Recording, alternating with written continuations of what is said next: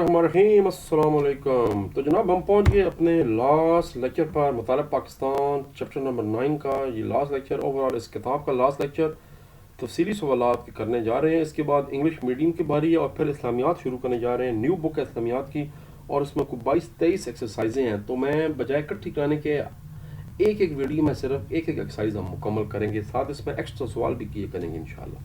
फ़िलहाल ये मुकाते हैं जी तफसीली सवालात। नकलो हमल के ज़रियों के फ़वाइद और नुकसानात बताएं। वो जो चारों बुनियादी नकलो हमल के ज़राए हैं उनके बारे में बताना है 146 एंड 147 पे। पहले आगे जी आपका बजरिया सड़क। अच्छा, इसके सिर्फ फ़वाइद और नुकसानात बताने।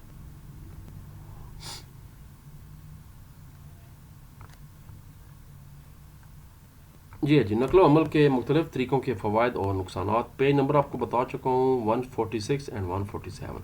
पहले रोड ट्रांसपोर्ट आगे, इसके फ़वाइद बताने हैं। रोडों के ज़रिए तेज़ रफ्तार होती है, जगह जगह शहर आपस में रोडों के ज़रिए मिले होते हैं, बसें चलती हैं, गाड़ियाँ चलती हैं। सड़कों की तमीर और देखभाल कम महंगी है। दोनों इलाकों के लिए देहातों में भी रोड्स बनी हैं, शहर में भी बनी हैं, और अक्सर जो फासले हैं वो मुख्तसर हो जाते हैं और मकामी सफ़र के लिए काबिल एतमाद होते हैं। मगर नुकसानात के हैं, ट्रैफिक जाम हो जाता है बड़े शहरों में, सड़कों के ख़राब हालात और हादसात की शरह बहुत ज़्यादा है, ख़ास करके पहाड़ी इलाकों में ख़तरनाक है। आलूदगी जो है उसकी, क्योंकि शहरों में ट्रैफिक बहुत ज़्यादा है जिसका माहौल पे बहुत असर पड़ा है और आलूदगी हो रही है। इस तरह बाद में रेल की बारी आ गई। इसके पहले फ़वाइद बताने हैं। ट्रेनें बड़ी दूरी के लिए ज़्यादा मौजू हैं, ख़ास तौर पर बड़ी कार्गो के लिए भी। ये तवील फासले में कार्गो की असल में ये नकलो हमल जहाँ पर ज़्यादातर सामान के लिए होती हैं, मगर कुछ मुल्क हैं जैसे इंडिया हो गया, यूरोप के ममालिक हो गए, वहाँ पर सफ़र के लिए भी टेक्निकली रेल को ज़्यादा मौसर समझा जाता है। जापान हो गया, चाइना हो गया, बुलेट ट्रेन चलती हैं। पाकिस्तान में चूँकि रेल का निज़ाम बहुत पुराना है, अंग्रेज़ों के दौर का, ज़्यादा इसको एक्सपेंड नहीं किया गया, इसलिए यहाँ पर जो ज़्यादातर आपकी ट्रांसपोर्टेशन है वो रोड्स के ज़रिए होती है।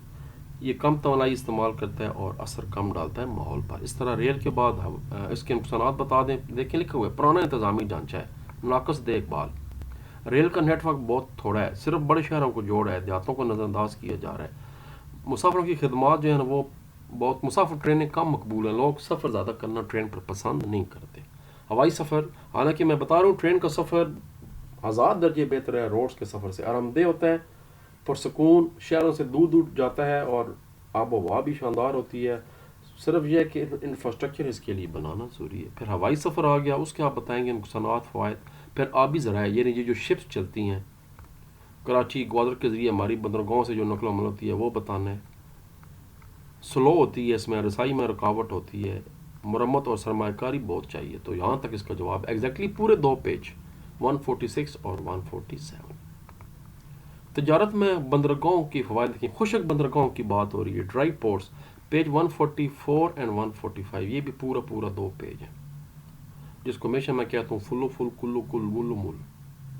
पेज 144 यहाँ से शुरू कर। पहले तो बंदरगाहें डिटेल बताने की ज़रूरत नहीं है, बस एक ही पेज है।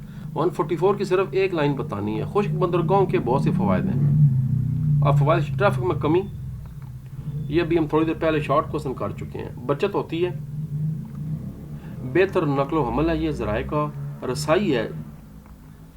बंदरगाहें चूँकि बहुत थोड़ी होती हैं, लेकिन खुश्क गोदियाँ आप जगह जगह शहर में बना सकते हैं, तो आपको आसानी होती है। बरामद कुनाना एक्सपोर्टर जो है और मैन्युफैक्चर अपना सामान वहाँ पर आसानी से पहुँचा सकते हैं। कस्टम क्लियरेंस, कागजी कार्रवाई बड़ी जल्दी हो जाती है। इक़्तिसादी तरक्की होती है, इस वजह से ऑटोमेटिकली शहरों में और इलाकों में आस पास इंडस्ट्रीज लग जाती हैं और तरक्की होनी शुरू हो जाती है। बंदरगाहों में इन्हिसार कम हो जाता है और वहाँ पर लोड कम हो जाता है। हिफाजत और तहफ़्फ़ुज़ भी आता है, सिक्योरिटी होती है। मुख्तसरन ये कि पाकिस्तान के शहरों की खुश्क बंदरगाहों के कई फ़वाइद हैं। वो न सिर्फ अशिया की बरामद को तेज़ करते हैं, बल्कि रवायती बंदरगाहों पर इन्हिसार भी कम करते हैं। मज़ीद ये कि खुश्क बंदरगाहों की तोसी पाकिस्तान की तिजारती मुसाबकत और इक़्तिसादी तरक्की को फ़रोग़ दे सकती है। पेज 145 तक। पाकिस्तान की मईशत में तिजारत का क्या किरदार है, ये भी हम पहले शार्ट कर चुके हैं, अब लॉन्ग करने जा रहे हैं। 148 एंड 149 ये जी तिजारत आ गया। लॉन्ग क्वेश्चन नंबर 3, क्या किरदार है वो बताना है, इसके फ़वाइद भी बताने हैं, क्या ओवरऑल सारा बताना है। इक़्तिसादी तरक्की होती है, मुल्क के अंदर पैदावार में इजाफा होता है, मुल्क की GDP बढ़ती है, برآمدات کی توسیع ہوتی ہے، اور ظاہری بات ہے ایکسپورٹ زیادہ ہوگی، امپورٹ کم ہوگی، تب ملک ترقی کرے گا۔ مسابقت پیدا ہوتی ہے، جو آپ سامان بار بیچتے ہیں وہ بین الاقوامی معیار کے مطابق بنانے کے لیے کوشش کرنی پڑتی ہے، کوالٹی بہتر ہو جاتی ہے، ٹیکنالوجی تک رسائی ممکن ہو جاتی ہے۔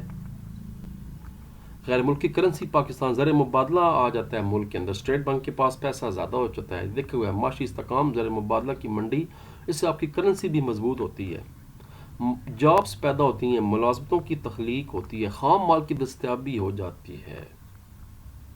7، عالمی منڈی تک رسائی ہوتی ہے۔ پاکستان مختلف اداروں کا رکن ہے، جیسے ورلڈ ٹریڈ آرگنائزیشن، تو اس کے ذریعے بھی آپ پورے ملک، اس کے علاوہ یورپی یونین میں ہمارا سامان بہت جاتا ہے، سعودی عربیہ، عرب ایمریٹس میں جاتا ہے بہت زیادہ، امریکہ میں جاتا ہے، یو کے۔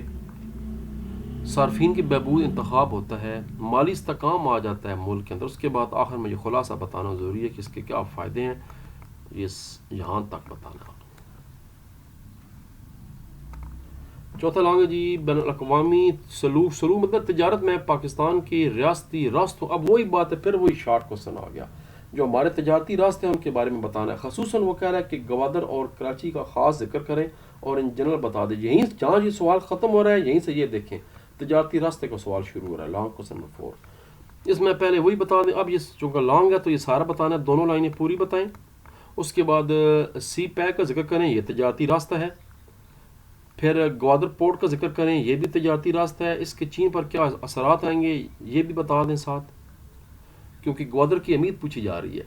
اس کے بعد کراچی آ گیا، اس کا بتا دیں کراچی پورٹ کی کیا اہمیت ہے کہ مشرق وسط سمیت کئی ممالک سے یہ ملتا ہے۔ پھر علاقائی رابطے پر کیا اثرات ہیں، کراچی جو ہے وہ ریل کے نیٹ ورک اور سڑکوں کے ذریعے پورے ملک کے ساتھ جڑا ہوا ہے، تو یہاں پر آ کے یہ سوال آپ کا ختم ہو جائے گا، کردار ادا کرتی ہیں۔ بس یہ آدھا پیج یہ ہے، اور پیج 149 پہ تھوڑا سا پیج یہ ہے، لیکن اہم سوال ہے، اس کے اندر سے کئی شارٹ نکل آتے ہیں۔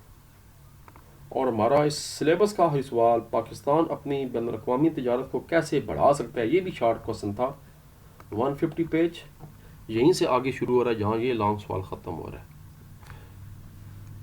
اب اس کا کرنا کیا ہے، میں آپ کو یہ بتانے جا رہا ہوں۔ دیکھیں، متاثر کرنے والی بات نہیں کرنی، آپ نے صرف بتانا ہے، تجاویز پیش کریں کہ کیسے تجارت کو بڑھا سکتے ہیں، یعنی صرف جو عمل جہاں لکھا ہوگا نا، آپ نے صرف وہ بتانا ہے۔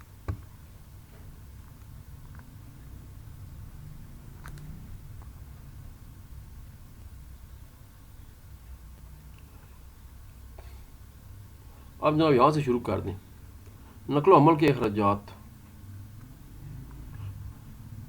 کم ہوں گے تو پاکستان اپنا تجارت نمایاں طور پر متاثر کر سکتا ہے۔ سیاسی استحکام ہوگا پاکستان میں، اس کی وجہ سے جناب اس کا ہو سکتا ہے، یہ دیکھیں کس طرح بڑھا سکتا ہے۔ سیاسی استحکام ضروری ہے، نقل و حمل کے اخراجات کم کر کے تجارت کی جا سکتی ہے۔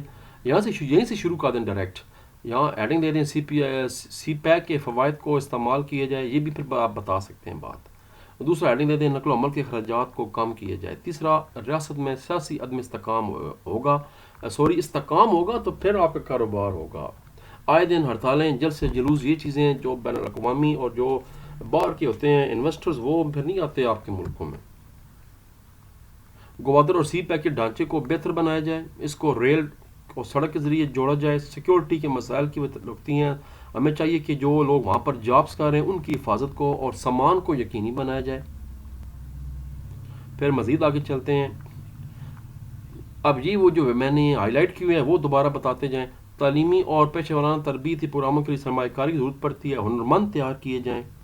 کاروبار کے لیے موافق ماحول کا قائم ہونا بہت ضروری ہے، بین الاقوامی اصولوں اور معاہدوں کے نفاذ کو بہتر بنایا جائے۔ چھوٹے اور درمیانے کاروباروں کے لیے قرضوں کی سہولت فراہم کی جائے، کرپشن وغیرہ کو ختم کی جائے، شفافیت کو بہتر بنایا جائے، اچھی حکمرانی کو فروغ دیا جائے، ٹیکنالوجی کو ملک میں لایا جائے۔ ترقی یافتہ ممالک اور بین الاقوامی تنظیموں کے ساتھ تعاون کیا جائے۔ اور اس کے بعد یہ آخری پیراگراف لکھ دیں جو پورا خلاصہ ہے، پاکستان جیسے ترقی پذیر ممالک اپنی تجارت کو بہتر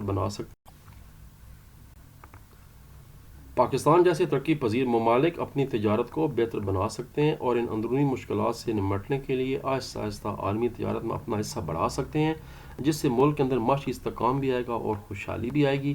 یہ حل ایک جام منصوبے کا حصہ ہونا چاہیے۔ جس میں قومی اور بین الاقوامی شراکت داروں کے ساتھ نجی اور سرکاری شعبے کا تعاون بھی شامل ہو۔ یہ جام نہیں لکھنا، یہ یہاں پر آئے گا ایک پائیدار منصوبے کا حصہ ہونا چاہیے۔ دیکھتے ہیں جی نیچے مزید کتنے چیپٹر رہ گئے ہیں۔ نیچے کتاب کوئی نہیں جا رہی، اس کا مطلب میرا خیال یہ ہے کہ کتاب ہماری ختم ہو چکی ہے۔ تو پھر ٹھیک ہے جی، انشاءاللہ اب اسلامیات میں آپ لوگوں سے بات ہوگی، انگلش والوں کے ساتھ بات ہوگی ایک دو کل یا پرسوں، ان کی پہلی ویڈیوز بناتے ہیں، اس کے بعد اسلامیات شروع کرتے ہیں فیڈرل بورڈ۔ پاکستان زندہ باد۔